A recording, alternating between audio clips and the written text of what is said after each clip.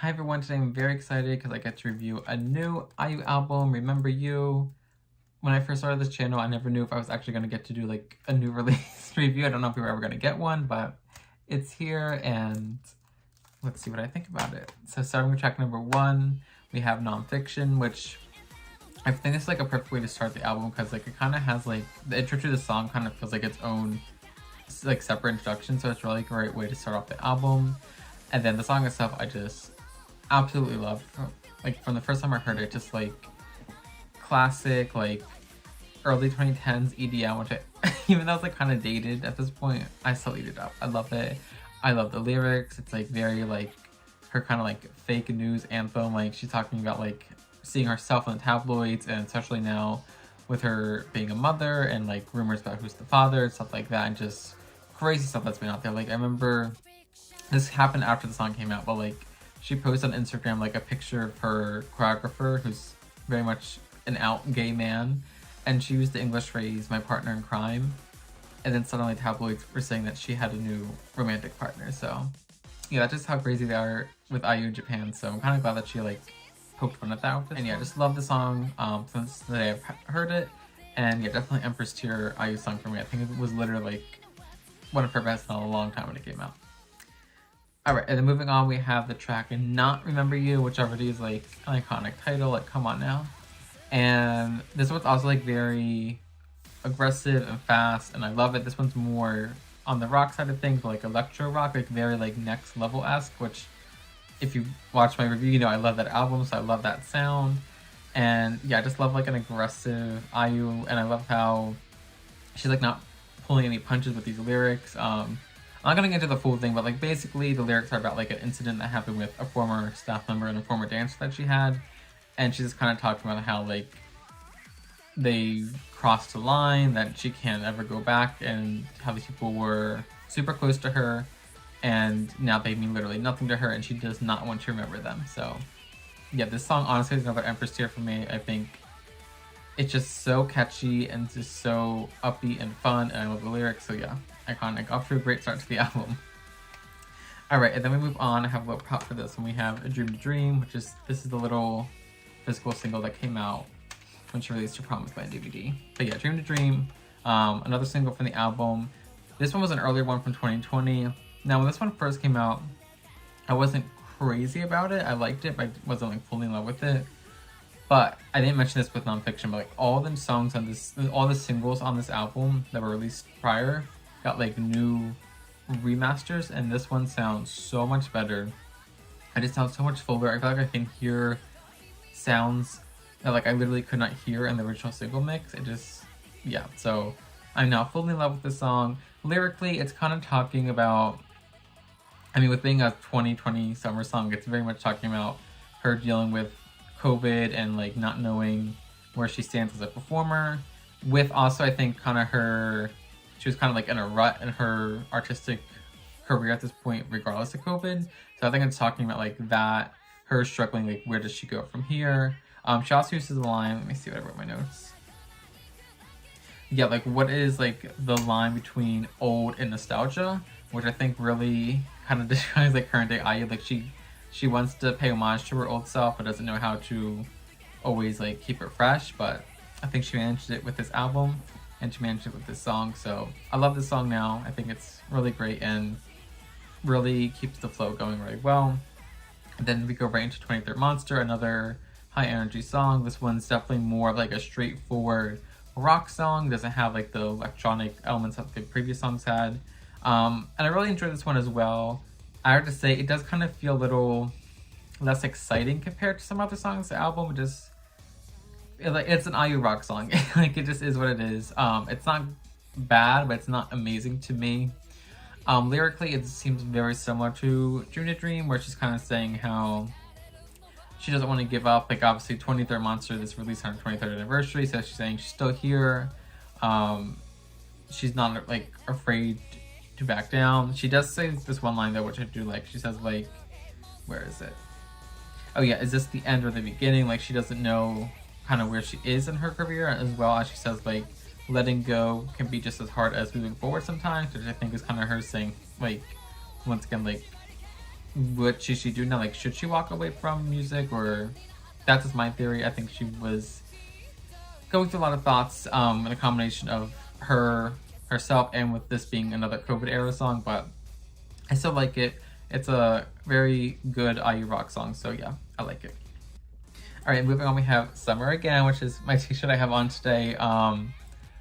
Another like super upbeat song. This one's like purely dance, like more so than any other songs on the album so far. And then once again, I absolutely love this one. From the first time I heard it, it just sounds even better on the album mix. It just has like, there's a richer and like heavier bass and just sounds amazing. It's like, the lyrics on this one are very just kind of like, once again, referencing COVID, saying how this summer we're probably gonna take it back after waiting for like a couple years to like properly enjoy the summertime. And yeah, there's not much to the lyrics beyond that, but it's not a song you listen for the lyrics. It's just a bop, and it's another Empress tier for me. Like, it's amazing. Alright, and then we move on to track number 6, which is Radio Truth. This is the first interlude on the album. And I do like that this album actually has interludes in the middle of the album rather than just an intro, because it's been since Love Again that we actually have interludes. So yeah, I like that. And I really like this one because like immediately from like the first 5 songs all being like aggressive and fast-paced and dance or rock, this one's like totally changes the tone of things. Has like a gorgeous like string instrumental with sub piano and just lovely, and you definitely like feel like you're moving on to a different part of the album, and we are, because track number 7 we have the title track, Remember You, and this one is just like a classic gorgeous IU ballad. It's everything that I could personally want from an IU ballad. It's got a great melody, it's got iconic lyrics, and yeah, like, I'm gonna be honest, like, this is Empress tier for me. It's gonna be hard to top this. I don't want to say like my favorite track is yet, but it's gonna be hard to top this for me. Lyrically, I wrote down here, she says, once again, talking about both her own relationships in reference to like remembering, and also COVID once again, because she talks about how like the stores that she used to go to all the time are now gone and they only exist in her memory. She also talks about how there are certain people in her life that she realizes that she just kind of has to let go. And I really like the one line which is like just sitting through my phone deleting contacts I don't use anymore, which is very much relatable. I think we've all been there, just like scrolling through something and being like, I haven't talked to this person in 5 years, I need to let them go. So yeah, we love it. Gorgeous ballad, relatable queen, and yeah, Empress tier. Alright, and then track number 8 we have Ohia no Ki. Also a little picture from that from the CD. This was the single that started it all back in July 2020, the first single of the era. I feel like this one, people either loved it or hated it. I loved it. I think this one very much stands on its own lyrically. It's very much just her song dedicated to her first son, which I feel like every female artist, when they have a child, they have to have one of these songs. In this case, I really do think this one's sung well. I like the lyrics. They're very, they're a little sappy, but I like them. I think they're very cute. And you can definitely feel the emotion when she's singing them. And I think the most interesting thing is the song, well, first of all, it's her first song with a Japanese title, because she's always used English titles outside of songs that she's covered that might have a Japanese title, but there's that. And second of all, like, the song title itself, Ohia no Ki, just means like the Ohia tree, which is like a Hawaiian tree, which is kind of like an odd type. And yeah, if you've been keeping up with IU, with her like Instagram activity and stuff like that for a while now, which I have been, you'll know like in 2019 she spent a lot of time in Hawaii. 2019 is also when she conceived and gave birth to her son, so I think there's definitely a connection there between probably either her like having a memory of being in Hawaii and being pregnant and looking at this tree or something. So I think that's really pretty that there's so many like layers to the lyrics and everything, so I love that. So yeah, I love Ohia no Ki. I will defend it to the end. Alright, next, and the next like ballad song we have in this little section is Haru Koi.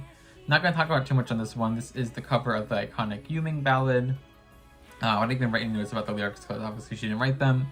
But I think this is a great cover. I really like the arrangement of everything. I like how it starts slow, kind of very true to the original version. And then we get like more of a build up and it just becomes much more like grander, and like we get like drums, and my absolute favorite part is towards the end when we get like the choir comes in, and this adds a really great element to the song and elevates it in my opinion. So I love it. I think it's a great cover. Alright, and then we move on to track number 10, which is Taskinson, which, of course, Ayu has to have another song alluding to her children, but this is actually another instrumental, and it perfectly, like, ends the ballad section, and once again, you can definitely tell, like, we're moving on to a different sound, because the song is, like, very dance, like, dark EDM, and I absolutely love it. Like, this is an Empress tier interlude for me, like, yeah, I even like how they kind of, like, interlope, like, Ayu saying, like, ZZZ from the Nonfiction, like, they kind of use that over and over in this, and yeah, I just love it. It's, like, a perfect Ayu interlude for me. And then we go into Mask, which is the final single from the album, and I'm gonna be honest, probably one of my least favorite singles. I like it. I actually really liked it when it first came out. I like the more and more I hear it, the more it just doesn't do it for me. I don't have like the urge to re-listen to it as much as I do some other songs. Yeah, it's like a very, like, it was produced by TK and very much sounds like a TK song. I do like the instrumental. I think my biggest problem is I think her voice for the most part sounds really great on these songs, but this one, I don't know if there was a time rushing like issue, but she doesn't sound like her in this song. It's like the only song I feel like her vocals sound weak and she sounds like she's straining a lot, which I don't like. And I don't know, it's not a bad song. It just, I feel like it could have been better. I feel like that's why it bothers me. I feel like even like if she re-recorded it with better vocals, it could do a lot, but it's okay. Lyrically, it's like a very dramatic, once again, like the song's called Mask, so yes, it's dealing with like COVID issues once again, and more so like her like mental state. I feel like she talks about how, let me see here, how she's struggling like remembering who she is, as once again that's like a big theme of this album, like trying to figure out like where she stands now as an artist. And yeah, I feel like that's kind of a overall theme of that song as well. And she kind of uses the phrase like she's covering her old scars with new scars like once or twice, and yeah, just very dramatic Ayu, but overall Mask is just okay for me. Alright, then we move on to track number 12, Vibes. And yes, it is not vibes, it's Vibes. That's what she says, it has 2 E's, okay. So this is another new album track, and this one took me by surprise because it's like very different, I feel like, for Ayu. Like, it is, yes, like a pop rock song, which is kind of what she does a lot, but it's more like, I would describe it more as like an arena like rock anthem. Like, it's very much has that vibe to it, and lyrically it's one of like my favorite things that Ayu does. She's just dragging men through the mud, and I love that. She talks about how men complain about these stereotypes that women stay in cliques, and she says how men do the same exact thing, that they don't think for themselves. And yeah, just like very fun, like Ayu poking fun at men, and I love that. And the bridge, oh my god, the bridge in the song is like so fun and like catchy, and I just love it. Like, that really making me fall in love with the song. So yeah, I love Vibes. And then next we have something kind of different for a studio album from Ayu. We have a Nonfiction remix. I believe Yohanne Simon, I think that's how you say it's a French name, but he's the man who remixed it. And I like this. I'm not fully in love with it, but I think it does have like an element of like this like dark EDM, not like super like like she does sometimes. It's a bit more reserved, which I like. And I do think it adds like a new element to the album that's not really present, besides maybe Taskinson is the only other song that has like this vibe. And yeah, I would have preferred like a new original song with this vibe, but I'm not mad that we got a new remix because it's been a very, very long time since we got a new remix. So yeah, I like it. And I do like that's, you know, at the end of the album. And then yeah, we get to our very last song, Just the Way You Are. This is another original song for the album. It's another ballad. I do like the fact, first of all, that it's at the end, because I feel like if we had 4 ballads right in a row in the middle of the album, kind of would have hurt the pacing a bit, in my opinion. So I do kind of like this as a closer. Lyrically, it's very much similar to her ballad, How Beautiful You Are, just kind of saying how don't be ashamed of who you are, you should live your authentic self, and no one is better or no one is worse than anyone else, we're all born equal, basically saying. So nice message, a little, once again, a little sappy, but I personally love it. And I do really like in this song, there's like acoustic guitar like opening and closing it, which I think sounds really nice. And I actually find I do like the verses a bit more than the chorus. I think the chorus is a little cheesy. I'm gonna be honest, but like Ayu makes it work. I'm just gonna say that. So overall, I still really enjoyed the song. I can't say I quite love it yet. I think I might grow to love it, but as of right now, I like it. And I do think it's a really great. Alright, so that brings us to the end. So I'm just gonna talk about my overall thoughts on the album as a whole. So first of all, I feel like this is the perfect like return album for Ayu, even though like she didn't really go anywhere. She was still active like in touring and stuff like that, but like it's been a while since her last studio album. And yeah, I feel like if you're a fan of Ayu, you're gonna love this one. If you're not a fan of Ayu, I don't think anything's gonna change because this is still very much Ayu's signature sound, but just like a little twist and a little bit of freshness to it, in my opinion. And like I said before, I really like the structure of the album as a whole. I think it flows very well with like starting off in a really fast pace and then having the ballads and then moving a bit to like a darker, more aggressive sound and then ending it with a really pretty ballad. And honestly, like as you could tell by now, like I didn't think there was a single skip. I don't think there's a single filler song, which for a 14-track album I feel like is pretty remarkable. I feel like Ayu really focused on quality over quantity with this one. I know some people, well, I feel like a lot of people were disappointed that there weren't more new songs, as there was only 4 full new songs. But me personally, I feel like once we kind of get over the fact that there was a good chunk of singles, like, and listening to this album maybe like 3 years from now, like, we won't even care about that. Like, we're only gonna care about if the music's good or not, and the music's really good. That's what I'm happy about. Let me see what I wrote here. Oh yeah, so for me, I think this is her best album since Party Queen. I think this is her like most cohesive in terms of like having a theme and a sound since Party Queen.